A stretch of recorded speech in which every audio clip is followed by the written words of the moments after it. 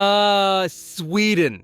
The land of IKEA, ABBA, and an endless supply of beautiful blonde girls. Sweden is praised worldwide as a perfect Scandinavian utopia of public healthcare, minimalist furniture, and nature so pristine it could practically meditate. But let's be real here. For all its beauty, Sweden's got some quirks, contradictions, and dare I say, major problems. Today we're unpacking everything that makes Sweden the land of both flawless designs and eyebrow-raising absurdities. Grab a cannelbull, brace yourself for the polar darkness, and let's dig into everything wrong with Sweden. Sorry to interrupt, but subscribing is easier than assembling IKEA furniture. No missing parts, no frustrations, just instant satisfaction. Eternal darkness and frostbite. To kick things off, the weather. Sweden's cold isn't your regular chilly breeze. It's bone-crushing, why do I live here cold for about half the year. Winter? Oh, it's a 6-month season, and sunlight only visits for an hour or two a day, like it's checking in but not fully committing. If you're not prepared, the lack of sun will have you chugging vitamin D like it's your new best friend. And let's not forget that in the north, it's basically nighttime 24/7 from November to February. Swedes somehow thrive in this, probably powered by all that coffee they drink just to stay awake. Systembolaget. Thirsty? Not so fast. If you like a nice bottle of wine after a long day, let's hope you also like waiting in line for it. In Sweden, if you want alcohol stronger than the usual 3.5% beer, you'll need to visit the Systembolaget, the state-run alcohol monopoly. And it's not just a store, it's an experience. You take a number, stand in line, and if it's after 3 p.m. on a Saturday, forget it, it's closed. On top of that, you can't just browse. They fetch the alcohol for you as if it's a top-secret item from some Swedish Bond movie. Anyway, sure, it's all for public health, but it feels more like a bizarre game where spontaneous drinks are the prize you never win. Surstromming. Yes, Surstromming. Sweden's answer to, how can we weaponize fish? Imagine a can of fermented herring that smells like it's been aged in a sweaty locker room. Swedes insist it's a delicacy, but one whiff will have you questioning all of your life choices. You never open this can indoors unless you want the scent of rotting ocean to haunt your house for months. And eating it? That's a true survival mission. Salty, sour, and somehow worse than it smells. It's the kind of dish that makes you wonder, who thought, let's leave fish to rot until it becomes a cultural rite of passage? Drinking and dancing around poles. Swedish holidays are a delightful cocktail of tradition, folklore, and, well, a lot of schnapps. Take Midsummer, for example. Swedes gather to wear flower crowns, eat pickled herring, and dance around a maypole while singing songs about frogs. It's charmingly bizarre, and then you add schnapps, and it's a recipe for questionable decisions. And let's not overlook Lucia Day, where kids dress in white robes, balance candles on their heads, and march around singing. Swedish holidays, half family fun, half surreal fever dream if you'd ask me. Fika, the coffee break with rules. Fika is Sweden's sacred coffee break where people sit down, sip coffee, and savor pastries like it's the last treat on earth. But beware, because fika is a ritual, not just a casual pit stop. Forget grabbing a coffee on the go. You're expected to sit and chat, whether you're in the mood or not. Got work to do? Doesn't matter. It's fika time. And don't even think about skipping the pastries. If you show up without a cinnamon bun, it's like bringing a salad to a birthday party. Technically allowed, but deeply frowned upon. IKEA, the labyrinth of lost souls. Up next, IKEA, Sweden's greatest export and, paradoxically, its biggest test of patience. Visiting an IKEA store is less of a shopping trip and more like completing a maze that has meatballs at the end. You wander through endless staged rooms, collecting things you didn't know you needed. Did I just buy 3 lamps? And by the time you reach checkout, you've walked a marathon. Then comes the dreaded assembly. Armed with a cartoonish manual and a tiny Allen wrench, you realize the true cost of affordable Billy furniture is your sanity. Public transportation. Public transportation in Sweden is flawless. on time, clean, and smooth. But there's one catch. It's also as silent as a library. On the bus or train, everyone is plugged into their headphones, avoiding eye contact like it's contagious. Swedes aren't unfriendly. They just have this unspoken rule to avoid human interaction at all costs in public. So while the system may be efficient, it feels like riding in a bubble of social awkwardness. Look, Swedes love their silence. It's like they've mastered the art of just enough small talk, and then go on mute. Swedes are masters at minding their own business, which can feel respectful, but also a bit eerie. For foreigners, this sound of silence can be a little too quiet, leaving them wondering if everyone just collectively agreed not to speak in public. The national sport of standing still. Fishing in Sweden is a national pastime, and people here take it seriously. Whether it's ice fishing in the freezing depths of winter or summer casting by a lake, Swedes love the thrill of waiting, and waiting, and waiting some more. But let's be honest, sometimes it feels less like a hobby and more like a patience endurance test. With a country full of lakes and streams, you'd think Swedes would have the art of fishing down to a science. Instead, it's often just hours of staring at a line in the water, waiting for that elusive bite. They call it relaxing. Outsiders call it watching paint dry. But to the Swedes, fishing is sacred, and catching nothing is all part of the fun. Stockholm, the capital of overpriced everything. Sweden's capital, Stockholm, is the crown jewel of cobblestone streets, waterfront views, and, oh yes, sky-high prices. The city's beautiful, no doubt, but you'll need a small fortune to enjoy it. Want to grab a coffee? That'll be about as much as a meal in most other countries.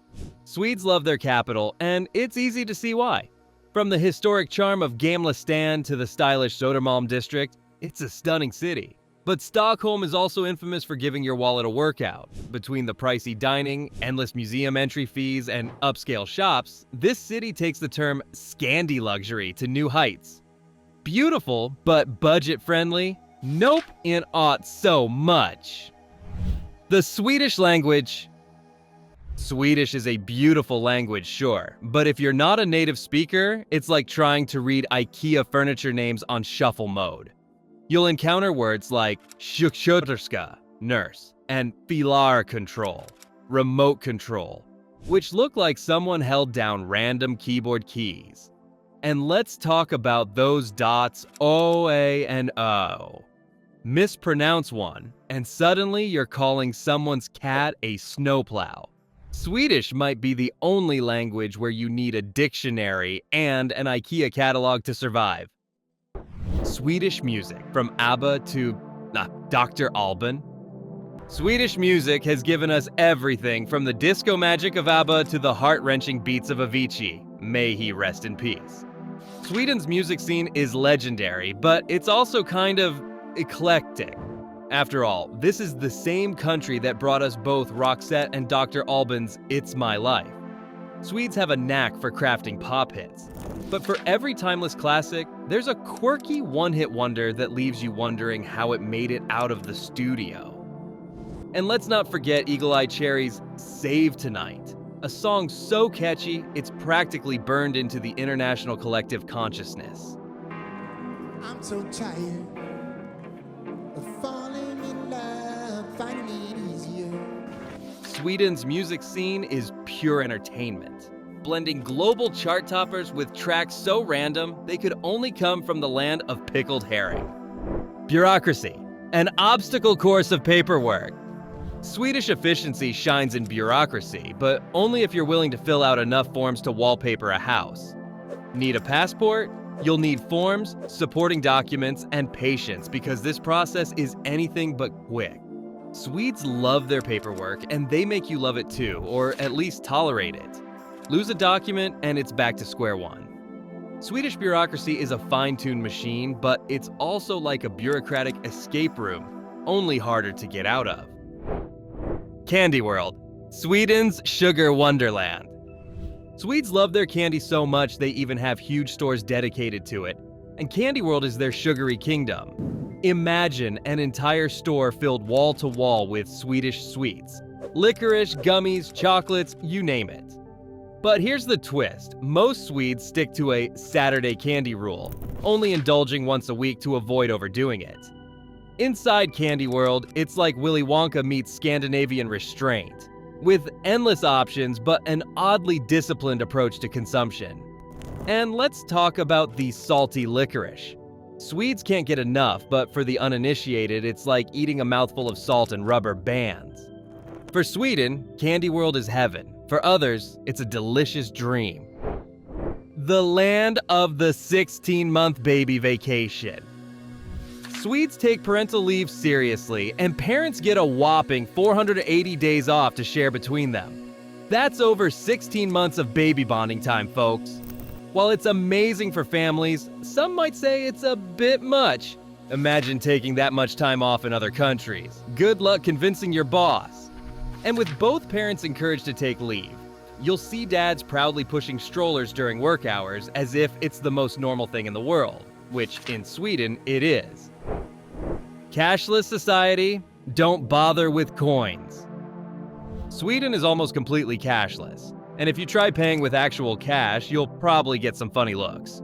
Most places don't even accept it anymore. Whether you're buying groceries or just a coffee, it's all about the card. It's convenient, sure, but if you're a tourist with foreign currency, good luck. In Sweden, cash is so out of style that even small transactions like bus fares are card only. Recycling rules. Sorting gone extreme. Sweden is famously green, and their recycling game is on another level. Not only do they recycle the hell out of things, but they also separate by type. Glass, plastic, paper, metal, you name it. The recycling centers look like color-coded obstacle courses, and woe to anyone who messes up the system. Outsiders may feel a bit overwhelmed by Sweden's passion for precise recycling. Just remember, in Sweden, sorting your waste is practically an Olympic event. Work-life balance. Swedes are known for their work-life balance. Are they? I just made that up. But anyways, sometimes they balance so well that it feels like nothing gets done. The workday ends at 5 p.m., and if you stay later, people look at you like you need therapy. While this balance is a dream, sometimes it feels like projects could wrap up a little faster if Swedes weren't so committed to lagom in the workplace. Too much balance, and you've got a workforce that is collectively chill, but also kind of on snooze. The bare minimum sunbathing culture. When the sun finally shows up in Sweden, everyone rushes outside to catch those few precious rays, even if it's barely above freezing. Swedes can be found lounging in parks, on beaches, or on any available bench, soaking up the sun like lizards. To outsiders, it might look like everyone's a bit sun-starved, and they actually are. You'll see Swedes stripping down to t-shirts the minute it hits 59 degrees, and if you question it, they'll tell you, "This is summer." The obsession with nature.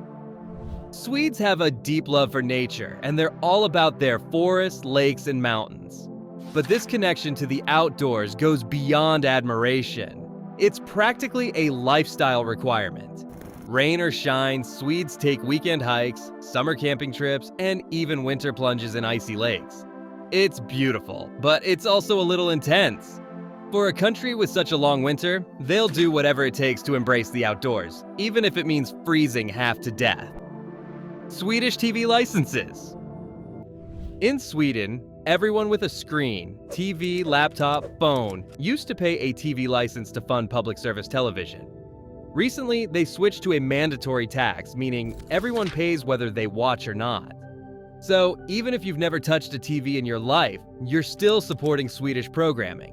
It's like being billed for a gym membership you never signed up for, and yet, Swedes quietly comply. Pretty weird, right? The summer vacation. In July, the entire country seems to go on vacation. It's like a collective out-of-office notice for all of Sweden, with everyone flocking to summer cottages and beaches. Need to get something done in July?